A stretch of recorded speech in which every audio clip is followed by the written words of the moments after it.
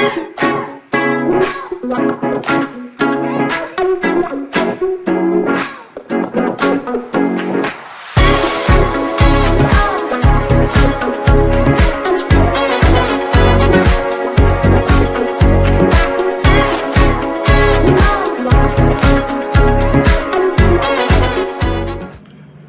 நண்பர்களே, உலகத்தமிழ் உறவுகளே, அனைவருக்கும் வணக்கம்.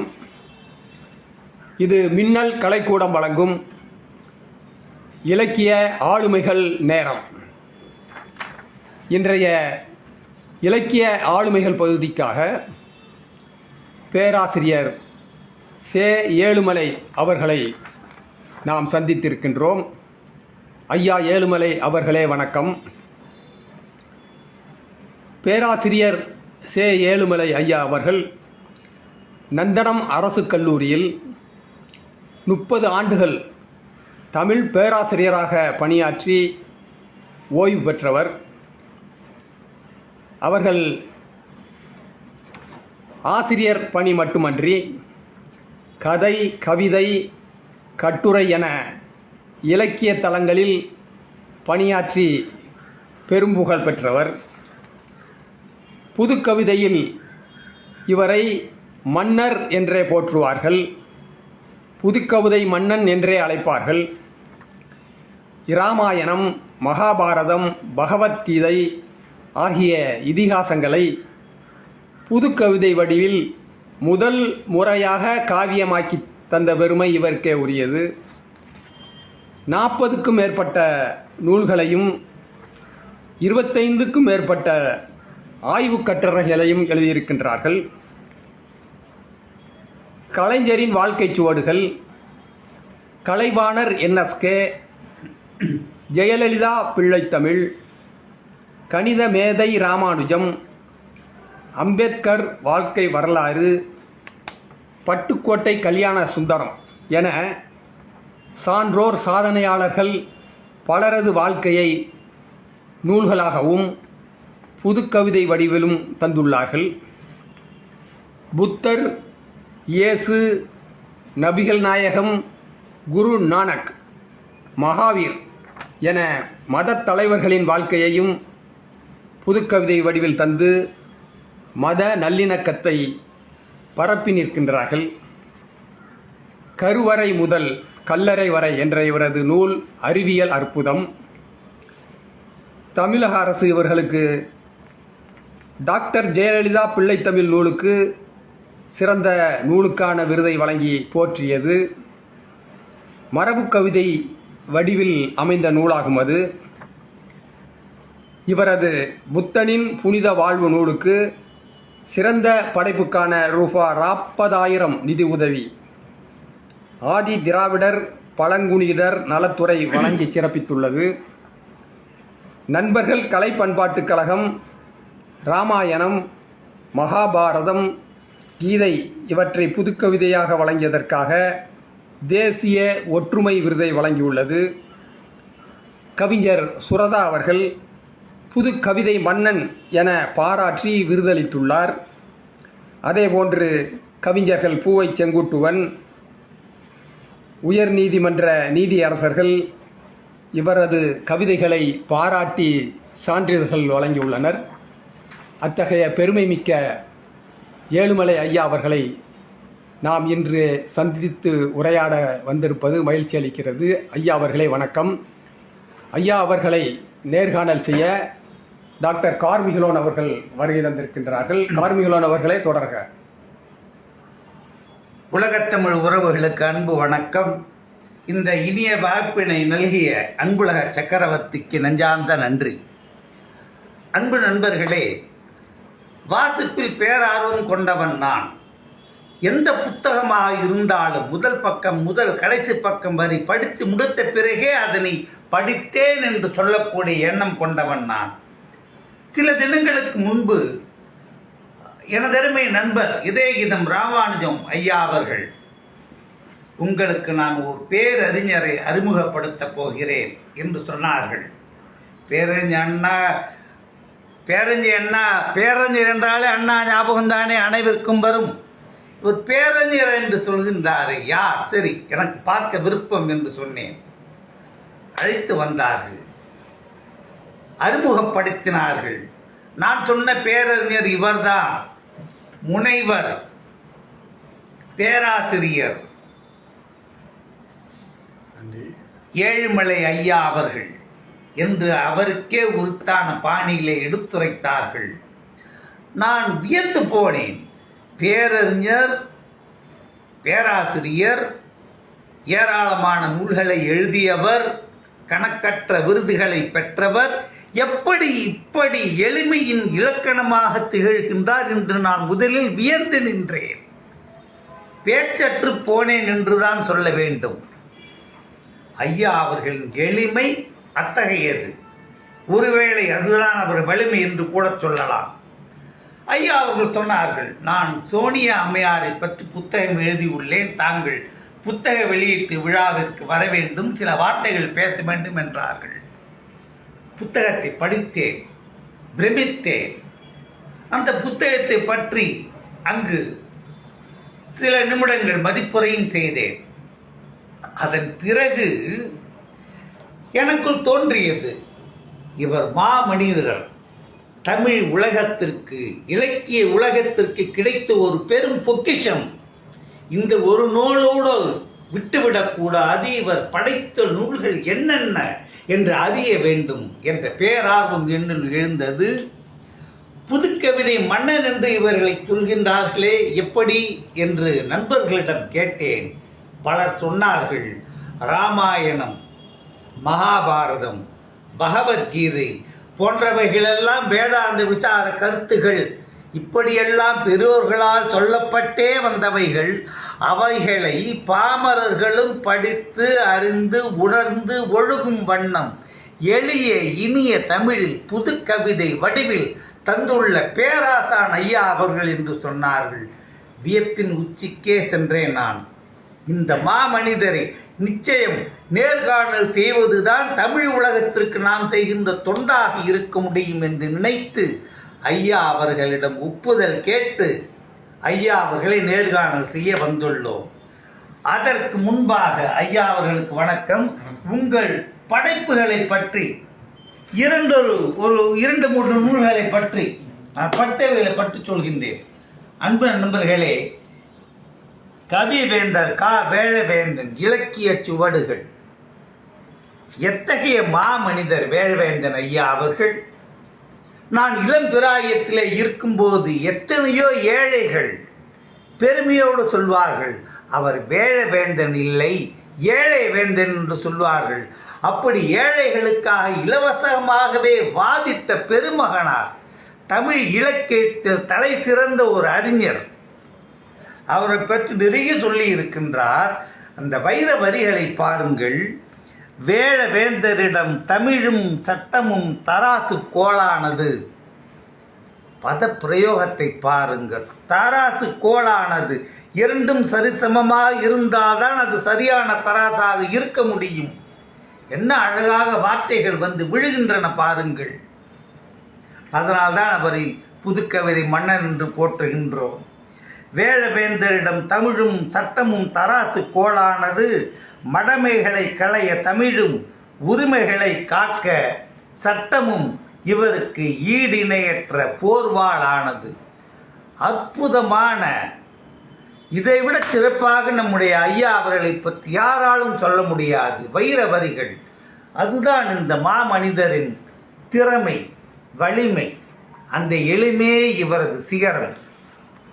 இன்னொன்று பாருங்கள், பகவத்கீதை என்றாலே நாம் எல்லாருமே பிரமித்து நிற்போம்.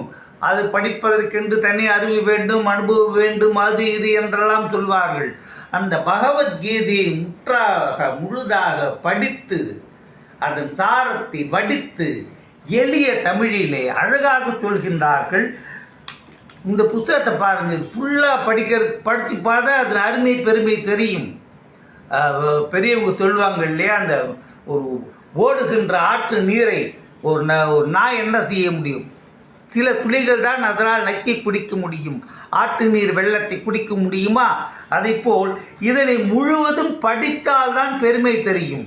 நான் வேகமாக வாசித்ததிலே இங்கே பாருங்கள், வாழ்வின் ஞானமும் விஞ்ஞானமும் என்ன அழகாக சொல்கின்றார்கள் பாருங்கள். ஞானம் வேறு விஞ்ஞானம் வேறு அல்ல, இந்த இரண்டும் கலந்தும் ஒன்றுதான். அதனை அறிந்தவனே மனிதன். கண்ணனின் வாக்காக சொல்கின்றார் பாருங்கள். மானிடர்கள் ஞானம் விஞ்ஞானம் என்ற தர்ம வழியில் சிரத்தையும் நம்பிக்கையும் கொள்ளாவிடில் அவர்கள் என்னை அடைய மாட்டார்கள். கண்ணனின் சத்திய வாக்கு. அந்த கீதையின் சாரத்தை நச்சுன்னு ஒரு 4 வரியில் சொன்னார் பார்த்தீங்களா? அதுதான் புதுக்கவிதை மன்னன் என்று இவரை போற்றி புகழ காரணம். இன்னொன்று, அன்னி பெசன்ட் அம்மையார் அவர்கள். இந்த நூலையும் படித்தேன். அன்னி பெசன்ட் நான் படித்தது 10வது 11வது படித்தது அறிஞர் அண்ணா அரசின உயர்நிலைப்பள்ளி ஊரூர் பெசன்ட் நகர். தினமும் சாப்பிட்டு நாங்கள் அப்படியே வருவோம். பெசன்ட் சைடு அந்த பெசன்ட் கார்டன் இவங்கெல்லாம் பெசன்ட் ஸ்டூடியோன்னு ஒரு ஸ்டூடியோ கூட இருந்தது அடையாளம் அந்த காலத்தில். இந்த அன்னி பெசன்ட் அம்மையாரை பற்றி சொல்லும்போது அவருடைய முழு வாழ்க்கை வரலாற்றையும் இந்த நூலிலே சொல்லி உள்ளார்கள். இது நான் படித்து வியந்தது என்னவென்றால், சுவாமி விவேகானந்தரை முதலாக சந்திக்கின்றார் அந்த சிகாகோ மாநாட்டில். அது பற்றி சொல்கிறார் பாருங்கள். சிகாகோ மாநாட்டிற்கு வந்த சுவாமி விவேகானந்தரை அன்னி முதலாக சந்தித்தார். அவரை கண்டு வியந்தார். ஒரு நீண்ட கவிதை. இந்தியா செல்ல வேண்டும், அதன் கலை பண்பாட்டை அறிய வேண்டும் என்று ஆர்வம் மிக கொண்டார் அன்னி. இப்போ காசி மத்திய இந்த இந்து கல்லூரி இருக்கு இல்லையா, பனாரஸ் யூனிவர்சிட்டி, பண்டித மதன் மோகன் மாளவியா அவர்கள் அந்த பனாரஸ் யூனிவர்சிட்டிக்கு அது உருவாவதற்கு அன்னி பெசன்ட் அம்மையார் ஆற்றியுள்ள அரும் பெரும் பணிகள் குறித்த அற்புதமான தகவல்கள் எல்லாம் இந்த நூலிலே ஐயா அவர்கள் தேடி திரட்டி தந்துள்ள விதம் பிரமிக்க வைக்கிறது. அந்த பல்கலைக்கழகத்திலே அன்னியின் பங்கும் நிச்சயமாக இருக்கிறது. அருமை. அதன் பிறகு அன்னி பெசன்ட் அவர்கள் சந்தித்த வாழ்க்கை முழுவதும் ஓயாத போராட்டமாகவே இருக்கிறது. அவர் அனுபவித்த இனிமையான நாட்கள் எல்லாம் பச்சை குழந்தையாக இருந்த போதுதான். அவர் வளர வளர வேதனைகளும் சோதனைகளும் அதிகமாகி அவரை ஒரு போராளியாகவே மாற்றிவிட்டது. எங்கேயோ பிறந்து பாரத மண்ணிற்கு வந்து இந்திய விடுதலைக்கு போராடிய ஒரு அற்புத பெண்மணியின் வாழ்க்கை வரலாற்றை அழகு தமிழில் ஐயா அவர்களுக்கே உரிய அழகிய நடையில் தந்துள்ள விதம் மிகச் சிறப்பு. இதனை படித்து பாருங்கள். அன்னியின் பெருமை தெரியும், நம் ஐயாவின் தமிழ் அருமை புரியும். மகாபாரதம் ராமாயணம் இதெல்லாம் ஆதி காவியம்னு சொல்லுவோம். ராமாயணம் மகாபாரதம் எல்லாம். இதில் நான் என்ன வியந்து போனேன்னா, ராமாயணத்தையும் மகாபாரதத்தையும் புதுக்கவிதையில் எழுதணுன்னா முழுசாக படித்து முடித்தால் ஒழிய எழுத முடியாது. இது கற்பனையெல்லாம் கொண்டாந்து இஷ்டத்துக்கு சேர்க்க முடியாது. கவிதைக்கு பொய்யழகு என்று ராமாயணம் மகாபாரதம் ரெண்டையும் கரைச்சி குடித்து இந்த புத்தகத்தை எழுதியிருக்காரு. இந்த புத்தகத்தை பற்றி நான் சொல்ல வேண்டும் என்றால் அதற்காகவே தனியாக ஒரு வகுப்பு நடத்த வேண்டும். அந்த அளவிற்கு ஒவ்வொரு பக்கமும் தத்துவ குவியல்களை அற்புத முத்துக்களாக அழகு தமிழ் எப்படி எளிய எளிய வார்த்தைகளில் ஐயா அவர்கள் சொல்லிச் செல்கின்றார்கள். ஆச்சரியம் அளிக்கிறது. ஒன்றை மட்டும் சொல்கின்றேன் பாருங்கள். ஏனென்றால் ஐயா அவர்களை பேட்டி காண வேண்டும். ஒரு அற்புத ஆளுமையை. கர்ணன் அவனுடைய தேர் சக்கரம் சிக்கிவிட்டது.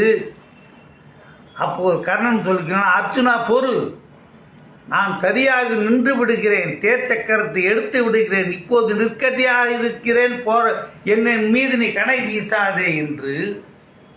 அப்போது கண்ணன் நகைத்து, கர்ணா தர்மத்தை பற்றி நீயா பேசுவது என்று கண்ணன் சொல்வதாய் 2 பக்கத்திற்கு சொல்லி உள்ளார்கள் பாருங்கள். கேள்வி பதில் பகுதி போல் வருகின்ற ஒன்று. அற்புதம். கர்ணனே, தர்மத்தையா புகழ்கிறாய்? விந்தையிலும் விந்தை இது. நீ அன்று துரியன் துச்சாதனன் சகுனியுடன் கூடு திரௌபதியை துகிலிருக்க வாளாவிருந்தது தர்மமா என்று பெரும் பட்டியலிடுகின்றான் கண்ணன். இப்படி ஏராளமான இவர் என்னுடைய ஆச்சரியம் என்னவென்றால் இந்த மாமனிதர் வாழின் ஒரு கணத்தை கூட வீணாக்காமல் படித்து படித்து சுவைத்து அதனை பலரும் அறியும் வண்ணம் நூல்களாக படைத்து தருகின்ற ஒரு வல்லமையை இறைவன் இவருக்கு தந்துள்ளான் என்றுதான் சொல்ல வேண்டும். இந்த மாமனிதரை இப்போது நாம் நேர்காணல் செய்ய போகின்றோம். பேராசிரியர் ஐயா அவர்களுக்கு முதலில் பணிவான வணக்கம். நான் ஏன் பணிவான வணக்கம் என்று சொல்கின்றேன் என்றால் நீங்கள் வாணியரை ஓங்கி நிற்கின்றீர்கள். சாதாரண மனிதர்கள் தான். உங்கள் எளிமை வியக்க வைக்கும் எளிமை. உங்கள் நூல்களை படித்த பிறகு நான் பிரமிப்பின் உச்சிக்கே சென்றேன். எத்தகைய இலக்கிய ஆளுமை என்று. சரி, நான் 4-5 கேள்விகள் மட்டும் கேட்கின்றேன். ஏன்னா உங்களை நேரத்தை வேஸ்ட் பண்ண நான் கேள்வி எழுதிட்டே வந்துட்டேன். உங்களை என்ன கேள்வி கேட்கணும்னு. ஃபர்ஸ்ட் கொஸ்டின், முதலில் உங்களை குறித்தும் பல்கலைக்கழகம் போல் திகழ்கின்ற தங்கள் குடும்பத்தை பற்றியும் முதலில் அதை சொல்லுங்க. Let start with that. வந்து சாதாரணமாக ஒரு கிராமத்தில் தான் பிறந்தேன். ஓ, சென்னை அடுத்துள்ள திருவள்ளூர் தான் என்னுடைய. ஓ, நீண்ட தூரம்லாம் கிடையாது. சரி. சென்னையை ஒட்டிய பகுதி தான். 66 5 ரூபா கொடுத்தா சென்னைக்கு வந்துடலாம். ஓ, அவ்வளோ நெருக்கமான ஊர். சாதாரண கிராமம் தான். ஆனால் அவர் நிலையில் வந்து அவங்க சாப்பிட்றது வழி வசதியாக தான் இருந்தாங்க. அதாவது நிறைய பொருளாதார வறுமையெல்லாம் கிடையாது. ஓ, நான் முதல் பையன் எங்கள் வீட்டிலே. ஓஹோ, நான் தான் முதல் தலைமுறை படித்தது. அப்பா அப்பா அம்மா வந்து விவசாயிகள். ஒரு 2-3 ஏக்கர் நிலம் வந்திருக்கு. அதை வச்சுன்னா அவங்க விவசாயம் பண்ணிட்டு வாழ்க்கையை ஓட்டுனாங்க. சுயமா முன்னேறி வந்திருக்கீங்க ஸ்டெப் பை ஸ்டெப். ஆமாம் ஆமாம். படிக்கிறதுன்னா எங்கே போய் சேர்க்கறது படிக்கிறதெல்லாம் தெரியாது. அப்பா அம்மாவுக்கெல்லாம் தெரியாது. அங்கே பக்கத்தில் பட்டறைப்பெரும்புதூர்னு அகழ்வாராய்ச்சி பண்ணாங்க இல்லையா, போனாங்க அகழ்வாராய்ச்சி. அந்த ஊரில் தான் பள்ளியில் படித்தேன். ஓ, சொந்த ஊரில் 5ஆம் கிளாஸ் வகுப்புலையும் படித்தேன். அதுக்கு அடுத்தபடியாக வந்து பட்டறைப்பெரும்புதூர்னு ஒரு ஊர் அகழ்வாராய்ச்சி பண்ணாங்க. இப்போ இதெல்லாம் ஆதி மனிதர் இருந்தாங்க. அதெல்லாம் அந்த ஊரில் வந்து உயர்நிலை பள்ளியில் வந்து படித்தேன். படிச்சுட்டு அதுக்கு அடுத்தபடியாக வந்து சென்னை வந்துட்டேன். சென்னை 73 வந்துட்டேன். நான் 73 வந்து அங்கே பியூசி வந்து இந்து கல்லூரின்னு பட்டாபுரம் இருக்குது. ஓ, அங்கே படித்தேன். அப்புறம் பிஏ வந்து வரலாறு தான், ஆங்கிலம்லாம் படித்தேன் நான். சரி. பியூசி அப்போ வந்து கம்பல்சரி ஆங்கிலம் தான். சரி. ஆனால் வந்து பிஏவும் ஆங்கில மீடியம் தான். அப்போ ஆங்கில மீடியத்தில் படித்தாகணும்னு ஒரு நிர்பந்தம் படித்தேன். சரி. அதுக்கு அடுத்தபடியாக படிக்கும்போது எம்ஏ படிக்கும்போது ஏன் தமிழ் படிக்கக்கூடாது என்ற எண்ணம் வந்தது. ஏன்னா ஒரு துறையில் நம்ம படித்தோம்னா அந்த துறையில் ஏதாவது ஒரு சாதனை பண்ணுவோம். சபாஷ். ஆகவே அந்த காரணத்துக்காக முதுநிலை கல்வியை வந்து நம்ம அந்த கல்வியை வந்து தமிழ் படித்தே ஆகணுன்ற ஒரு காரணத்துக்காக பச்சையப்பன் கல்லூரியில் போய் படித்தேன். அப்போ படிக்கின்ற போது எனக்கு வந்து பிஏ படிக்கின்ற போதே ஒரு ஆர்வம் இருந்தது. ஆர்வம் இருந்தாலும் சரி, கவிதை எழுதணுன்ற ஒரு உத்தியோகம் இருந்தாலும் சரி, அதை வந்து நடைமுறைப்படுத்த முடியல. நமக்கு உந்துதல் யாரும் இல்லை, முதல் தலைமுறைன்றதுனால. ஆனால் இருந்துருக்கு மனசில் இருந்து ஆர்வம் மட்டும் அப்படியே கலந்து கொண்டே இருந்து அந்த இதெல்லாம் உண்டு. நான் எந்த பொருளையும் எதையும் வந்து ரசிப்பேன், ஆனால் வெளிக்காட்டிக்க மாட்டேன். அது தெரியுது. அதை வந்து என்னுடைய சுபாவம். அதே மாதிரி வருத்தம் வந்தாலும் அது பெருசாக இது பண்ண மாட்டேன். அந்த இயல்பு உடையவன் நான். ஏன்னா இருக்கின்றது போதுன்ற மனநிலை இருக்கும்போது அதெல்லாம் வந்து வாழ்க்கையை பற்றி அப்படி நான் சிந்திக்க மாட்டேன். அப்படி வரும்போது நான் முதல்ல வந்து அரங்கேற்றம்ன்ற ஒரு கவிதை புக்கு எழுதுனேன். பச்சையப்பன் கல்லூரியில் எம்ஏ படிக்கும்போது எம்ஏ படிக்கும்போது வெளியிட்டுட்டேன். சரி. அப்போது அந்த உணர்வு வந்து எனக்கு ஏதாவது எழுதணும் என்ற உணர்வு ஏற்பட்டுச்சு.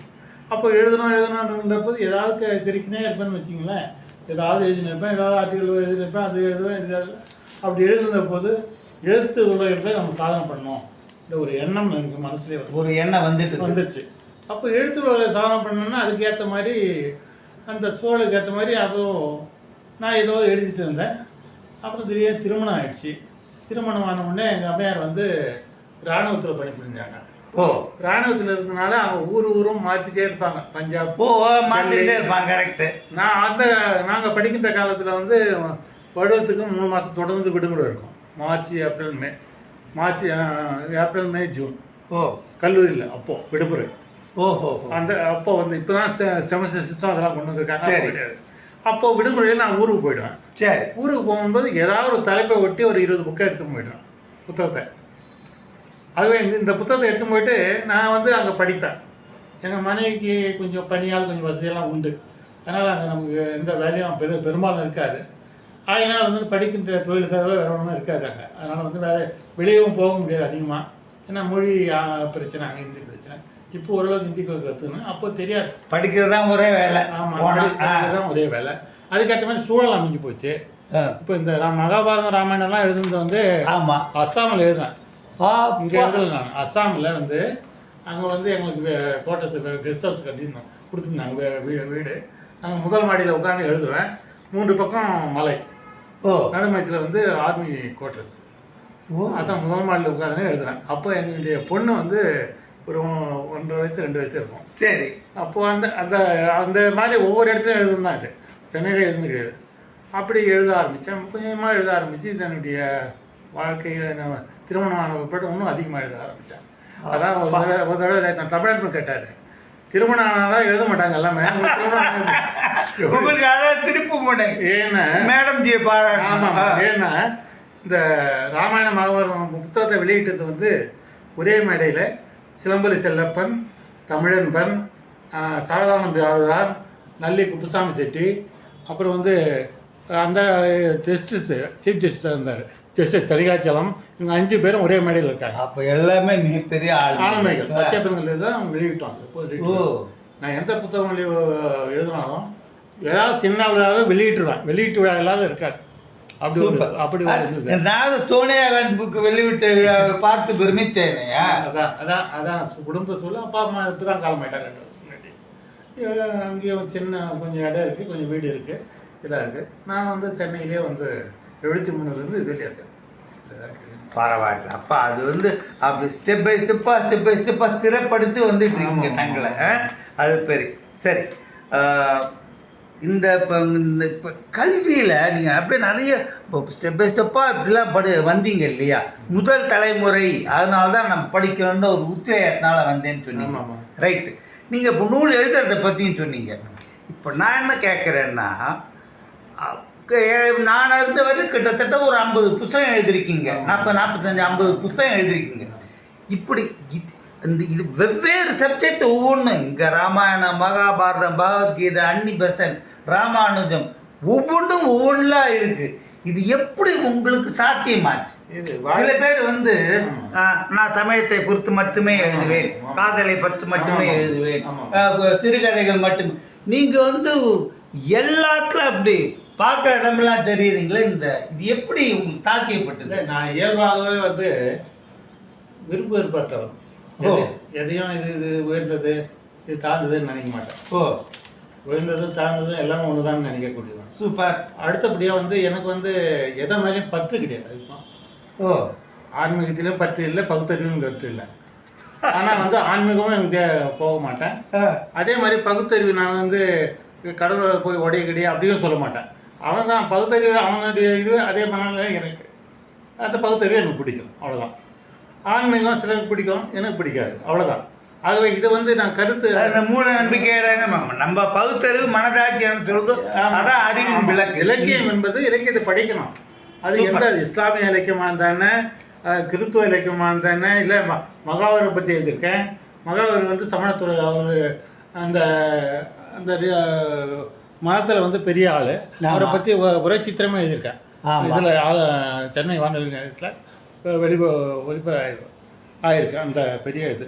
அது அந்த காலத்தில் பெரிய விஷயம். இப்போல்லாம் அந்த உரைச்சித்திரம்லாம் தூக்கிட்டான், கிடையாது.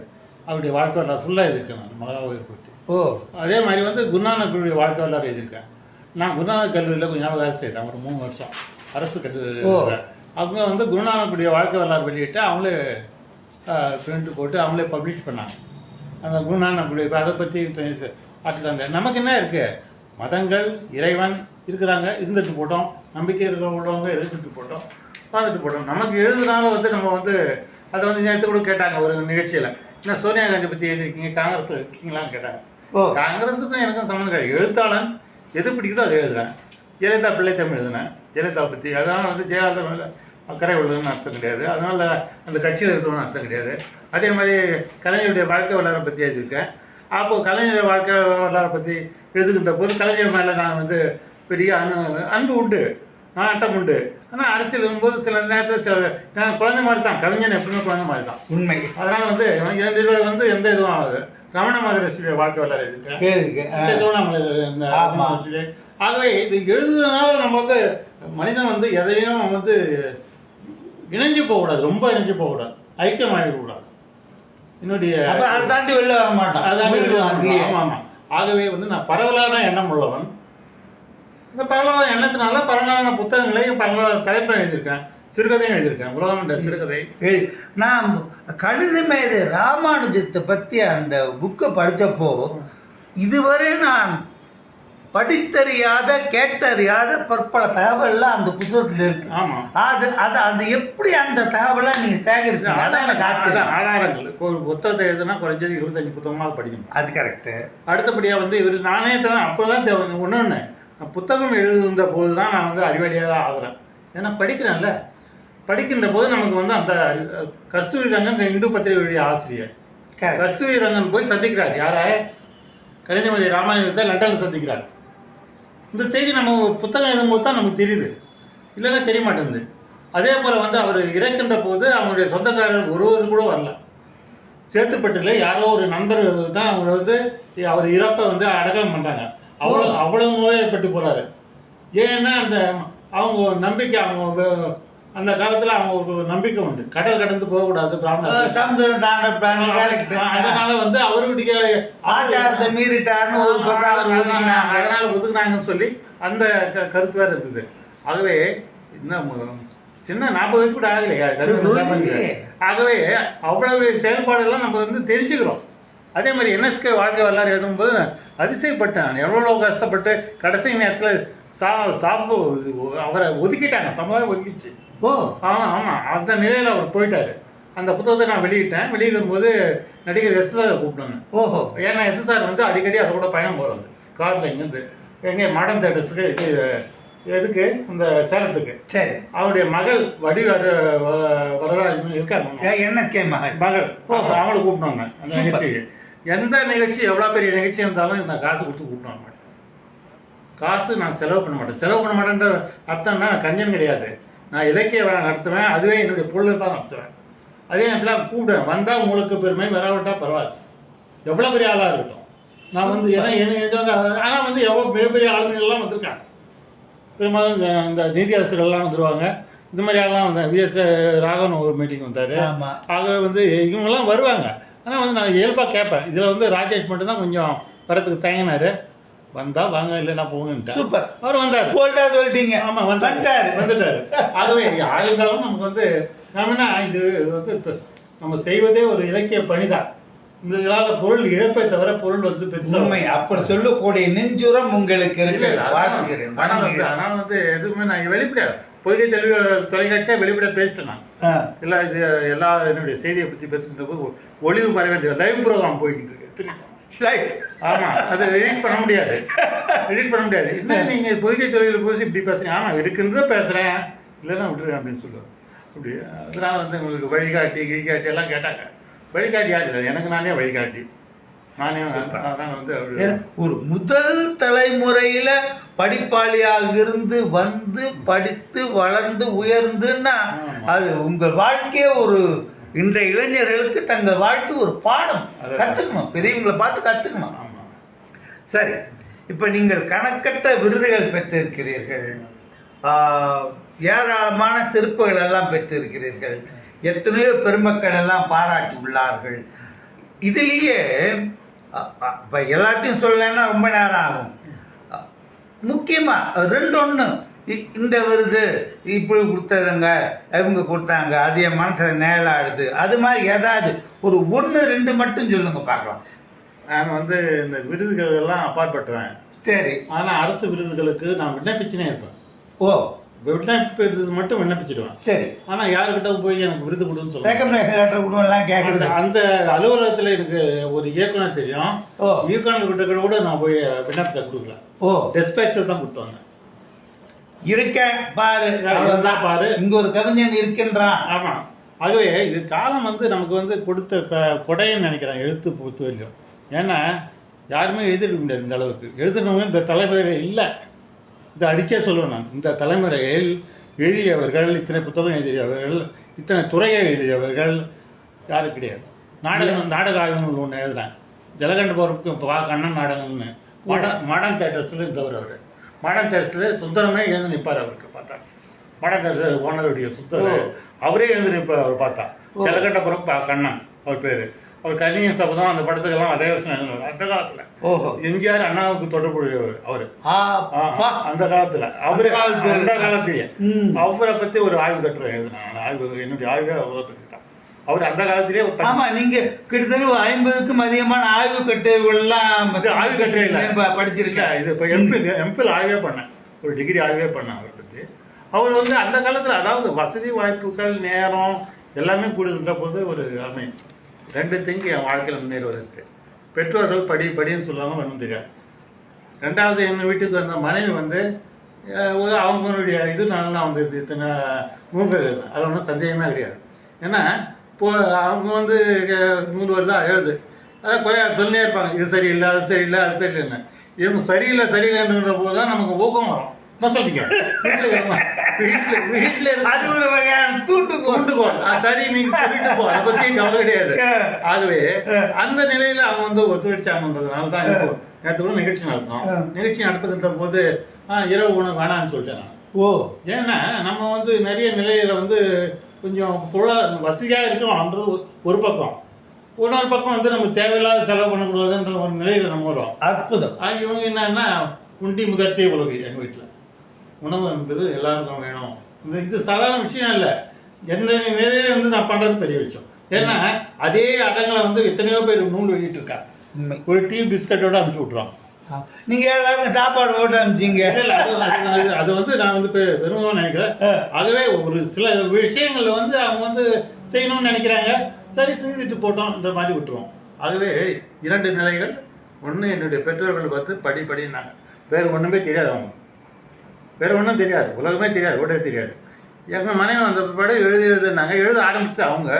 ஆகவே அதை எழுதிக்கிட்டே இருக்கேன், இன்னும் எழுதிருக்கேன். ஆமாம் ஆமாம். அப்போ நான் வந்து உங்களுக்கு இது வரைக்கும் எத்தனை எழுதிருக்கீங்கன்னு கேட்கக்கூடாது, ஏன்னா எழுதிக்கிட்டே இருக்கீங்க. ஆமாம், அதனால வந்து அதான் ஒரு சிறப்பு, அது ஒரு சிறப்பு. இல்லை அது ஒரு இல்லைன்னா கஷ்டம்னா உங்களுக்கு ஏன் வேலை விட்டு. ஆனால் எழுத்த ஒரு தவமாக கருதி செய்கின்ற மனிதர் நீங்கள். புக்கெல்லாம் வாசிக்கும் போது ஐயோ gone into the minutest details of everything. அது சும்மா அப்படியே மேம்போக்கா இதா அப்படியே பூசி மொழிகாம ஒவ்வொன்றும் துல்லியமா கான் இன்டு எசென்ஷியல்ஸ் இல்லையா. அது வந்து அந்த வாழ்ந்த வாசிப்பின் வெளிப்பாடு. அது எனக்கு இன்னொன்று தனிமை ரொம்ப பிடிக்கும். தனிமையில் இருக்கும்போது உங்களுக்கு எழுத முடியும். அந்த கீதையை பற்றி படிச்சிங்க இப்போ? ஆமாம். அதில் எடுக்கின்ற போதே ஒரு சொல்லி எடுத்திருப்பேன் ஆரம்பிக்கும் போதே. நாகமென வந்தவன் மேகமென விழுந்தான் சொல்லி கொடுத்துருப்பேன். அர்ஜுனன் சபாஷ். நாகமென வந்தவன் மேகமென விழுந்தான். நாகம்னா பெரிய நாகப்பாவம் மாதிரி வந்தான். மேகமென விழுந்தான். மேகம் என்ன குளிச்சுதானே மழைக்கு. ஏன் விழுந்தான்? இந்த பாரத போரில் போய் நம்ம பண்ண போகிறோமேன்றது அவனுடைய உபதேசத்தை கேட்டு, ஏன் உபதேசத்தை கண்ணாடி உபதேசத்தை கேட்டு இப்படி ஆரம்பிக்கிறான். அதாவது இது ராமாயணம் எழுதுகின்ற போது ஒரு காட்சி, அதெல்லாம் போகிறாங்க, காட்டுக்கு போகிறாங்க, ராமர் போகிறாரு, மனைவி போகிறாங்க, லட்சுமணன் போகிறாங்க. அந்த இடத்துல சுகம் என்பதற்கு அடையாளம் இன்னும் கண்டுபிடிக்கப்படவில்லை. நான் எழுதுறாங்க இடையில, சுகம் என்பதற்கு அடையாளம் இன்னும் கண்டுபிடிக்கப்படவில்லை. எவன் எது சுகம் என்று நினைக்கிறானோ அது அவனுக்கு சுகம். ஆகவே ராமனும் கானகம் செல்வது சுகமே என்று சென்றான். கதையோட முடிச்சுட்டேன். என்னுடைய சுகம் என்பது என்ன? அதே போல பார்வையில் அதே போல கானகம் செல்வதும் சுகம் என்று போய்விட்டான் அப்படின்னு கதையை கூட பின்னி எழுதுறான். ஆகவே இதெல்லாம் வந்து அந்த நேரத்தில் வரும். நமக்கு இது வந்து பழைய தோன்றது தன்னால எழுத்துல வருது. ஆகவே சரியான தோன்றல், அது முக்கியம். ஆமாம், அந்த தோன்றல் வருது. ஆகவே இதெல்லாம் அடிப்படை காரணம் வந்து நம்ம வந்து எழுதுகின்ற போது நமக்கு கிடைக்கிற வாய்ப்பு, அது நாம வளர்த்துக்கலாம் அர்த்தம். அது உண்மை. ஆமாம், அந்த விருதுன்னு சொன்னீங்க, விருதுன்றது அரசு விருது தான், கவிதை விருது. சரி, அது கிடைச்சிது. அடுத்தபடியாக தமிழறிஞர்னு அரசு விருது கொடுத்தாங்க. தனியார் விருதுகள் நிறைய கொடுத்தாங்க. நிறைய. அது வந்து எதை அதை நான் ஒன்றும் சொல்ல எல்லாம் அந்த விருதுகள்லாம் சொல்றதுக்கு நேரம் கிடையாது. சரி, அவ்வளோ விருதுகள் நிறைய அதை நினைவு பரிசு அதெல்லாம் கொடுப்பாங்க. ரைட்டு. நான் வந்து ரொம்ப இதுவாகவும் நினச்சிக்கிறது இல்லை, அதை தவிர்க்கிறதும் கிடையாது. அது ரெண்டு நினைவு கொள்ளுவேன் நான். அதனால வந்து இந்த விருதுகள் பட்டியல் போட்டு வச்சுக்கிறது இல்லை. விருதுகள் பெற்று விட்டோம்ன்றதுனால நம்ம அறிவாளி கிடையாது. நம்ம விட அறிவாளிகள்லாம் நாட்டில் நிறையா இருக்கான். அது எனக்கு எப்பவுமே தெரியும். நம்ம விட அறிவாளிகள், நம்முடைய திறமையானவர்கள் நிறைய பேர் நாட்டில் இருக்காங்க. நமக்கு விருது கொடுத்ததுன்னா ஒரு அங்கீகாரம் கிடைச்சா அப்படி எண்ணக்கூடிய அளவிற்கு மனப்பக்குவம் இருப்பதே ஒரு பெரும் சொத்து தான். ஆமா, அப்படி வந்து இது அதனால வந்து வாழ்க்கை அப்படி போயிட்டு இருக்கு. Really you are a great personality. Sir, நிறைவா ஒரு கேள்வி சார், ஃபைனல் கொஸ்டின். அந்த தமிழ் மொழி, தமிழ் இனம், குறிப்பால தற்கால தமிழ் இளைஞர்கள், இங்க ஒட்டுமொத்த உலகத்துக்கு இதெல்லாம் விட்டுருவோம், தமிழ்நாட்டுக்கு, தமிழ் இளைஞர்களுக்கு, தமிழ் மொழிக்கு, தமிழ் கவிஞர்களுக்கு இந்த தமிழ் பணியை பற்றி, தமிழ் இனத்தை பற்றி உங்கள் பார்வை என்ன? இப்போதுள்ளவர்களுக்கு நீங்கள் சொல்ல வேண்டிய அறிவுரையாக எதை கருதுகிறீர்கள்? அதை சொல்லுங்க, ஓப்பனாகவே சொல்லுங்க. இந்த காலத்துல யாரும் அறிவுரை சொல்ல முடியாது. வாழ்க்கை முறை என்பது அவர்களுடைய நிலைப்பாட்டு வச்சு அமையுது. ஆனா வந்து சொன்னோம், 3000 ஆண்டுகளுக்கு முன்னாடி தமிழ் மதம் வளர்ந்ததுன்னு சொல்லிங்கிறோம். ஏன்னா 3000 ஆண்டுகளுக்கு முன்னாடி சொல்லிட்டு இருக்கோம். அதுக்கான ஆதாரங்கள் எல்லாம் கண்டுபிடிச்சிட்டோம். அகழ்வாராய்ச்சி, சிந்து சமவெளி நாகரிகம் எல்லாத்தையும் கண்டுபிடிச்சிட்டோம். அது நிரூபிச்சாச்சு. தமிழ் என்பது அது வந்து அழியதற்கு வாய்ப்பே கிடையாது. ஏனென்றால் நூற்றுக்கணக்கில் இல்லை, ஆயிரக்கணக்கில் நூல்கள் வெளிவந்து கொண்டு இருக்கிறது. நூல்கள் தான் தமிழை வளர்த்து கொண்டு இருக்கிறது. ஏன்னா நூல்கள் இல்லைன்னா தமிழை வளர்க்க முடியாது. பேச்சு வழக்கு வந்து மாறி போயிடும். வாஸ்தவம். பேச்சு வழக்கு மாறிடுச்சுன்னா வந்து எல்லாமே மாறி போயிடும். நூல்கள் வர்றதுனால அந்த எழுத்து வடிவம் அப்படியே நிற்கும். ஆகவே எல்லா துறையிலும் இந்த நூல்கள் வந்து வெளிவரணுன்றது ஒரு கருத்து. நூல் வெளியில் வந்து கொண்டு இருக்கிறது. ஆனால் யாருமே படிக்கல, லேப்டாப் படிக்கிறாங்க, இதை படிக்கிறாங்க, அதை படிக்கிறாங்கன்னு சொல்றாங்க. அதெல்லாம் ஒரு பக்கம். ஆனால் வந்து இந்த புத்தகங்களும் படிக்கிறவங்களுக்கு இன்னும் கொஞ்சம் இருக்காங்க, இல்லைன்னு சொல்ல முடியாது. தமிழ் என்பது வந்து தமிழ்நாட்டை பொறுத்தவரை மட்டும் கிடையாது. மோரிஸில் இருக்குது, எல்லா தீவுலையும் இருக்குது, அந்தமான் தீவில் இருக்குது. அது மட்டும் கிடையாது, சிங்கப்பூரில் இருக்குது. இல்லைன்னு கேட்டால் வெளிநாட்டிலே ஃப்ளைட்டில் வந்து தமிழை வந்து அனௌன்ஸ் பண்ணுறான். தமிழ்நாட்டில் வர ஃப்ளைட்டில் அனௌன்ஸ் பண்ணல. அந்த அளவுக்கு தமிழ்நாடு உலகம் ஃபுல்லாக இருக்குது. அந்த அளவுக்கு தமிழ் உணர்வு வந்து எல்லா இடத்துலையும் இருக்குது. இன்னும் ஆப்பிரிக்கா போன்ற நாட்டில எல்லாம் கூட மங்கம்மா, மாரியம்மா பேர் எல்லாம் கூட இருக்குன்னு சொல்லி இன்னும் சொல்லிக்கிறாங்க. ஏன்னா அந்த மூதாதையர்கள் போனவங்க வந்து தமிழை காப்பாற்றிருக்காங்க, எல்லா இடத்துலையும் காப்பாற்றிருக்காங்க. பர்மாலையும் சரி, அங்கேயும் இந்த சவுதி அரேபியா, ஆப்பிரிக்கன் நாட்டிலையும் சரி. ஆப்பிரிக்கன் நாட்டுக்கு வந்து ரொம்ப தொடர்பு வந்து இருக்கு. நம்ம தமிழ்நாட்டு யாரும் ஊரே யாரும் கேள்விக்கும் வார்த்தை கிடையாது, வாழ்ந்து இருக்கிறான். ஆமா, தமிழ்நாடு, பர்மா, சிங்கப்பூர், மலேசியா மட்டும் தான் போயிட்டு வந்தாங்கன்னு நினைக்கிறோம். எல்லா இடத்துலையும் போய் வந்துருக்காங்க தமிழர்கள். தமிழ் வளர்ந்து கொண்டு தான் இருக்குது. தமிழ் வளர்ந்துன்னு சொல்ல முடியாது. தமிழ் வந்து நம்ம வந்து பாதுகாக்கணும். எப்படி பாதுகாக்க முடியும்? அது தானாக வளரும், தானாக இருக்கும். தமிழர்கள் தமிழ் படிக்கின்ற ஆர்வம் வந்து இப்போ மாணவர்களுக்கு நிறைய வந்துடுச்சு. என்ன காரணம்னா, இந்த ஊடகத்தில் வந்து நிறைய வேலை வாய்ப்புகள் வந்துடுச்சு. எல்லா ஊடகத்திலையும் வந்து செய்தி திரட்டுவது, உண்மை செய்தி திரட்டுவது, அது பத்திரிகை போன்றவற்றுக்கெல்லாம் இது பண்ணுறது. ஆகவே இளைஞர்கள் வந்து எப்பவுமே அவரவர்கள் பார்வையில் அவர் இருப்பாங்க. ஏதோ பொருளாதாரத்துக்காக, வேலைக்காக ஏதோ படிச்சிருக்கலாம், அது வேற வாய்ப்பு. ஆகவே வந்து இதை வந்து நம்ம வந்து சொல்ல முடியாது. ஆகவே தமிழ் என்பது வாழ்ந்து கொண்டு இருக்கும். எத்தனையோ நூற்றாண்டுகள் இருக்கிறதுக்கு ஆதாரங்கள் தேடி இருக்கு. இப்போ அதுக்கேற்ற மாதிரி நமக்கு மீடியாஸில் வந்து நிறைய வாய்ப்புகள் உருவாயிடுச்சு. இன்னும் ஸ்கைல போடுறான், கூகுளில் போடுறான். இதெல்லாம் வந்து போய் தேங்கி போச்சு. இப்போ இந்த புத்தகம் இல்லைன்னா கூட அது வளரத்தான் தெரியும். அது கூகுளில் போட்டேன்னா அது எத்தனையோ ஆண்டுகள் இருக்கு. நான் எப்பவுமே கல்லூரிகளெல்லாம் புத்தகம் போடவே மாட்டேன். போய் கேட்டுன்னு அவங்ககிட்ட 10 ரூபாய் கொடுன்னு புத்தகத்தை. ஆனால் வந்து அந்த லைப்ரரியில் மட்டும் போடுவேன். ஏன்னா அவன் உடனே பதிவிறக்கம் பண்ணி இதில் போட்டுருவான், கூகுளில் போடுவான், ஏதோ போடுறான், ஸ்கைலில் போடுறான்றாங்க. அதை போட்டு அதில் வந்து அப்படியே நிற்கும். அது எத்தனை ஆண்டுதான் அப்படியே இருக்குமா? ஆகவே அது மாதிரி தமிழ் இருக்கும், இல்லாத போகாது. தமிழ் வீழ்வதற்கு வாய்ப்பே கிடையாது. சும்மா இந்த சொல்லிட்டு இருக்கோம் இந்தி ஒழிக்கான்னு, அது பாட்டு அது தட்டு போட்டு நம்ம அதையா நம்ம ஒழிக்கணும்னு சொல்லணும். அது என்ன, அது அப்படி வாழ்க்கை முறை அப்படி இருக்குன்னு சொல்ல வர்றாங்க. யாருமே உண்மையிலேயே ஒரு மிகப்பெரிய இலக்கிய ஆளுமையை எளிமையின் வடிவத்தை இலக்கிய ஆளுமை எல்லாம் இப்ப கிடையாது. உங்கள்ட்ட பேச பேச பேச பேச நீங்க வந்து என் மனசுல அப்படியே விஸ்வரூபமா நிக்கிறீங்க. ஒரு மிகப்பெரிய இலக்கிய ஆளுமையை சந்தித்த மகிழ்ச்சி. ஆளுமை எல்லாம் கிடையாது. ஆமா. ஏதோ சார் தமிழ் பணி கொஞ்சம் செய்திருக்கோம், அவ்வளவுதான். தமிழ் பணி செய்யணும்னா ஒரு ஆயுசு போகாது சார். 2 நூல் எழுதிட்டு தன்னைத்தானே இலக்கிய ஆளுமைன்னு போட்டுக்கிறாங்க சார். தனக்கு தானே பட்டம் கொடுத்து. அப்படி கிடையாது. அதாவது தமிழை படிக்கணும்னா ஒரு ஆயுள் காலம் போகாது. ஏன்னா ஒரு 10 ஆயுள் காலமாவது வேண்டும். ஏன்னா பெரிய புராணம் படிக்கிறதுக்கு ஒரு ஆயுள் காலம் வேணும், கம்பராமாயணம் படிக்கிறதுக்கு ஒரு ஆயுள் காலம் வேணும், இது மாதிரி நீதி இலக்கியம் படிக்கிறதுக்கு ஒரு ஆயுள் காலம் வேணும், சங்க இலக்கியம் படிக்கிறதுக்கு ஆயுள் காலம் வேணும். ஆகவே இது வந்து பரந்த இது இலக்கணம் படிக்கிறதுக்கு தனி இது வேணும், தனி இது வேணும். ஆகவே இதுக்கு வந்து ஒவ்வொருத்தரும் ஒரு அறிவாளின்னு ஏதோ ஒரு ஒரே நான் தான் எல்லாம் பிஸ்தான்னு மாத்திட்டீங்க சொல்ல முடியாது. இந்த புது கவிதை வரப்பது கூட எனக்கு கொஞ்சம் வெறுப்பு இருந்தது ஆரம்ப காலத்துல. ஏன்னா புது கவிதை வந்து சில வந்து எழுதல தெரியல. இவன் வைரமுத்தே கூட பாரதியாரை பத்தி வாழ்க்கை வரலாறு எழுதினாரு, அவ்வளவு தரமா இல்லை அப்போ. ஆனா அப்புறம் பெரிய ஆள் ஆயிட்டாரு, அது அடுத்த விஷயம். ஏன்னா இதே ராமாயணம் கூட எனக்கு வந்து வாலியை படிக்கும் போது எனக்கு விருப்பம் வந்துச்சு. ஏன்னா அவர் சினிமாக்காரர், சினிமா திரைப்படத்துறையில மிகப்பெரிய ஆளுமை உள்ளவர். சரி, கண்ணதாசனே எழுந்தவர், அவர் பெரிய ஆளு. ஆனா புதுக்கவிதை என்ற போது அது தனி அனுபவம் வேணும், தனி எழுத்து ஆளுமை வேணும். அன்று அங்கு அப்படியே சென்றார், இது என்னது, என்ன வார்த்தைகள் இது, இப்படிதான் எழுதியிருக்காரு அவர். அந்த வாலியை எழுதுகின்ற போது அந்த ராமாயண மகாபாரதம் எழுது அவர் என்ன நினைச்சுக்கிறாரு, ரிதம் வருது, சொல்லுடியா ஓசை வருது, அது கிடையாது. வார்த்தை 4 மடிச்சு போட்டா அது வேறு இது வேறு. ஓகே, அவருடைய ஆளுமை வேறு. அது திரைப்படத்துறையில அவர் விசுவாசம், அது சரி. அதை வந்து ஒவ்வொருத்தருடைய ஒவ்வொரு ஆளுமை, அதான் வந்து ஒவ்வொருத்தருடைய ஆளுமை நிற்க முடியாது, எல்லாத்துக்குமே தன்மை. அடுத்தபடியாக நான் நினைச்சேன் எல்லாமே புதுக்கவிதை எழுதுறாங்க, நிற்காது. ஆனா ராமாயணம் மகாபாரதம் கீதை எழுதுனா அது வந்து காவியம், அது காவியம், அது நிற்கும், என்றைக்கும் நிற்கும். அதே மாதிரி இவங்க மற்றவருடைய வாழ்க்கை எல்லாம் இருக்கு, அது வாழ்க்கை முறை காவியம் நிற்கும். நான் உதாரணம் எழுதுனேன் அந்த காலத்தில் அரங்கேற்றம் என்ற புத்தகத்தில், மணக்கின்ற பூக்கள் எல்லாம் கவர்ச்சியாக இல்லை, கவர்ச்சியான பூக்கள் எல்லாம் மணப்பதில்லை, ஒரே சென்டென்ஸ் முடிஞ்சு போச்சு. வாழ்க்கை தலைப்பு இதை புத்தகத்தில் போட்டு விட்டான் என்பதில் விமர்சனத்தில்.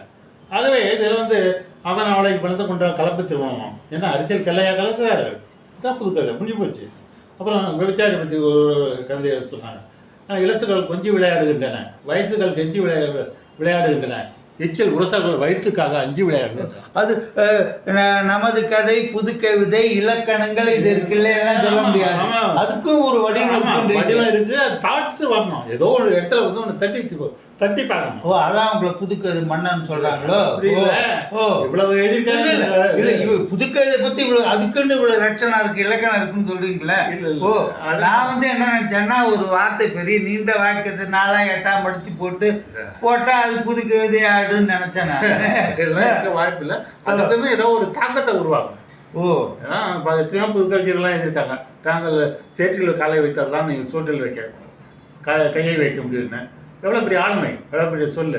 அப்புறம் தேசிய கொடி இங்கே சட்டை எங்கேன்ட்டான் ஒருத்தன் கவிதையில்.